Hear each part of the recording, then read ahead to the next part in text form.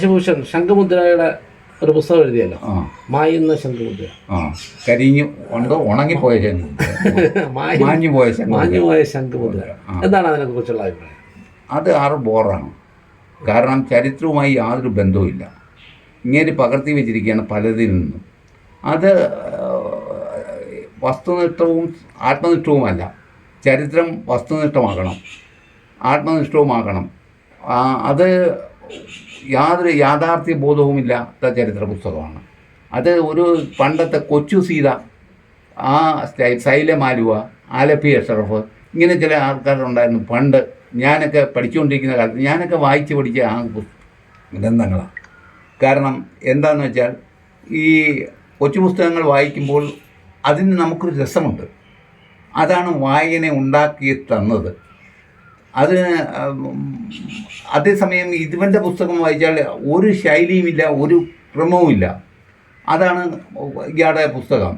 അപ്പോൾ ഇയാളോട് ഞാൻ പറഞ്ഞതാണ്, 10 ദിവസത്തിനുള്ളിൽ ഇത് പിൻവലിച്ച് നിങ്ങൾ കേരള സമൂഹത്തോട് മാപ്പ് പറയണം, ഇല്ലെങ്കിൽ ഞാൻ എഴുതും. അപ്പോൾ ഇയാൾ വിചാരിച്ച് എൻ്റെ സുഹൃത്തല്ലയോ എഴുതത്തില്ല എന്നത്. ഇയാളുടെ ഈ ആദ്യത്തെ ലേഖനത്തിൽ തന്നെ എൻ്റെ ഒരു വേലിത്തമ്പിയുണ്ട്. വേലിത്തമ്പിയുടെ ഒരു അവതാരിക എഴുതി ഇദ്ദേഹമാണ്. എഴുതി കൈ കിട്ടിയപ്പോൾ എനിക്ക് തന്നെ അത് ബോറായി തോന്നി. അപ്പം ഞാൻ ഇദ്ദേഹത്തോട് പറഞ്ഞല്ലോ, അന്ന് അറിയില്ലല്ലോ എനിക്ക്. അപ്പം ഞാൻ ഇദ്ദേഹത്തോട് മാറ്റിയിട്ട് വേറൊരാളെ കൊണ്ട് എഴുതിച്ചാണ് ഇത് അദ്ദേഹത്തിൻ്റെ പേര് വെച്ച് പ്രസിദ്ധീകരിച്ചത്. അപ്പോൾ അത് വായിച്ച മനുഷ്യർക്ക്, അത് വായിക്കുന്നവർക്ക്, CP നായർ മരിക്കുന്നതിന് 4 ദിവസത്തിന് മുമ്പ് എന്നെ വിളിച്ചിരുന്നു. വിളിച്ചാൽ അദ്ദേഹം പറഞ്ഞത് ശശിഭൂഷൺ എഴുതിയതാണ് ഈ അവതാരിക എന്ന് എനിക്ക് വിശ്വസിക്കാൻ പറ്റുന്നില്ല. ഞാൻ പറഞ്ഞു, സാർ അങ്ങനെയൊന്നുമില്ല, അങ്ങനെ തന്നെ എഴുതിയതാണ്. നോ, എനിക്കറിഞ്ഞൂടെ, ഞാൻ ഇത്രയും കാലം അയാളുടെ കൂടെ നടക്കുകയില്ലേ, എല്ലായിടത്തും പോയി, അതാണ് ഇങ്ങനെയാണെന്ന് പറഞ്ഞ് പോയിട്ട് അങ്ങനെ ഒന്നും ചെയ്തില്ല. അപ്പോൾ അത് ഞാൻ എങ്ങനെയാണ് പറയുന്നത്, എൻ്റെ പുസ്തകത്തിന് അങ്ങനെ അവതാരിക എഴുതിയതല്ല, ഞാൻ വേറെ ആളെ കൊണ്ട് എഴുതിച്ചാണെന്ന്. അതുകൊണ്ടാണ്. അപ്പോൾ ഇപ്പോൾ ഞാൻ ഈ പുസ്തകത്തിൽ അവതാരിക പറഞ്ഞിരിക്കും, ആ അവതാരിക എഴുതി ചേർത്തിട്ടുണ്ട്. അവതാരിക എഴുതി ചേർത്തിട്ട് ഞാൻ ചോദിച്ചിട്ടുണ്ട്, ഇത് ശശിഭൂഷൺ എഴുതിയതാണോ, എങ്കിൽ എന്തുകൊണ്ടായാലും ഈ പുസ്തകം ഇതുപോലായില്ല.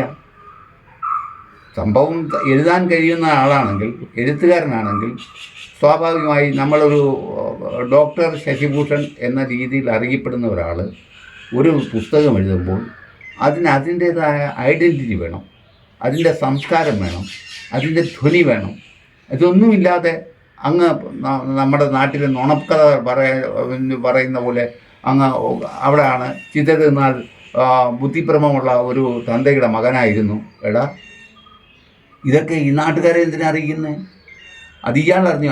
അപ്പോൾ അതിനെ മനസ്സിലാക്കിയത്, ഏറ്റവും ആദ്യം ഈ കൊട്ടാരത്തിനെ ഏറ്റവും അധികം സ്നേഹിക്കുകയും കൊണ്ടു നടക്കുകയും ചെയ്തത് ഇയാളാണ്.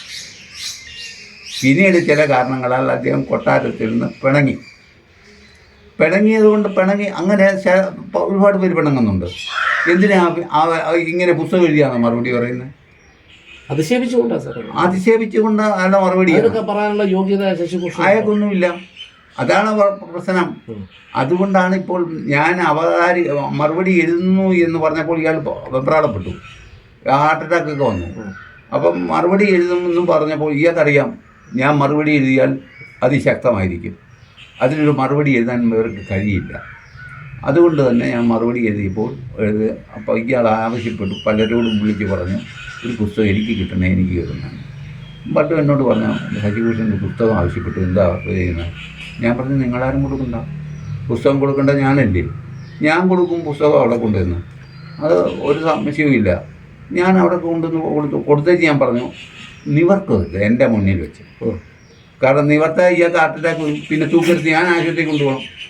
കാരണം എന്താണെന്ന് വെച്ചാൽ അദ്ദേഹത്തിൻ്റെ അച്ഛനാണ് ഈ പുസ്തകം സമർപ്പിച്ചിരിക്കുന്നത്, ഗുപ്തൻ നായർക്ക്. അപ്പം അത് കാണുമ്പോൾ തന്നെ ഇങ്ങനെ ഹാർട്ട് അറ്റാക്ക് വരും, പറ്റില്ല. അത് ഞാൻ പോയി കഴിഞ്ഞതിന് ശേഷമാണ് നിവർത്തി വായിച്ചാൽ മതി എന്ന് പറഞ്ഞു. ഇങ്ങനെ കൊണ്ട് കുറച്ച് ഇച്ചിരി നേരം ഇരുന്നു സംസാരിച്ച് ആശാ പോരുന്നേ. മകൻ രാജാവിൻ്റെ മകനാണ്.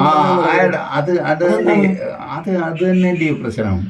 അയാൾ രാജാവിൻ്റെ മകനാണെന്ന് പറയുന്നത്, അയാൾ പറയുന്നു ഇരണിയിൽ രാജാവിൻ്റെ മകനാണ്. എങ്ങനെ മകനാവും ഇരണിയിൽ രാജാവ്? അപ്പം അയാൾ പറയുന്നത്, മകൻ പറയുന്നത്, എൻ്റെ അമ്മ ഇരണിയിൽ രാജാവാണ് ഗർഭിണിയാക്കി. അതിനുശേഷമാണ് അച്ഛൻ കെട്ടിയത്. ശശിഭൂഷൺ ഇല്ലായിരുന്നുണ്ടെന്ന് എനിക്കറിഞ്ഞൂടാ. അതൊക്കെ സാധു സ്ത്രീയല്ലല്ലോ. അവർ ഇവരുടെ ഒന്നുമില്ല, മാന്യമായിട്ട് ജീവിക്കുന്ന ഒരു സ്ത്രീയാണ്. ഈ മകനെ എന്തിനാണ് ഇവനെ ഇങ്ങനെ കടത്തി വെച്ചത്? ഇവനെ വളർത്തിയത് ഇയാളാണ്. ഇവന് ഒരു ദിവസം മാത്രമേ എനിക്ക് ഓർമ്മയുള്ളൂ. ഞാനവിടെ ചെന്ന് കഥ പറഞ്ഞ് ഒരുപാട് നേരം ഇരിക്കും. കഥ പറഞ്ഞിരുന്നപ്പോൾ ഞാൻ കൊട്ടാരത്തിലെ തമ്പുരാട്ടിമാരെക്കുറിച്ച് ഇങ്ങനെ എന്തോ പറഞ്ഞ് ഇവനങ്ങ് എതിർത്തു. ഇവനങ്ങ് വന്നല്ലോ, ഞങ്ങൾ കൊട്ടാരത്തിൽ വിടുന്നുണ്ട്, കൊട്ടാരത്തിൽ തമ്പുരാട്ടിമാരെ അധിക്ഷേപിക്കരുത്, സംസാരിക്കരുത്. ഞാൻ പറഞ്ഞു, പോടാ, നീ അന്ന് സംസാരിക്കരുത്, എനിക്കറിയാം കൊട്ടാരത്തിൽ തമ്പുരാട്ടിമാരെ, നീ ആരാ പറയുന്നത് എന്ന് പറഞ്ഞ് ഞാൻ അവിടുന്ന് ഇറങ്ങിപ്പോരുന്നതാണ്. അപ്പോൾ അവനാണ് ഇപ്പോൾ ഇരണിയിൽ രാജവംശത്തിൽ നിന്ന് അനന്തപത്മനാഭൻ തമ്പി എന്ന് പറഞ്ഞ് എന്തൊരു പോഷത്തിലാണ് പറയുന്നത്. ശശിഭൂഷൺ പ്രശ്നമില്ലേ?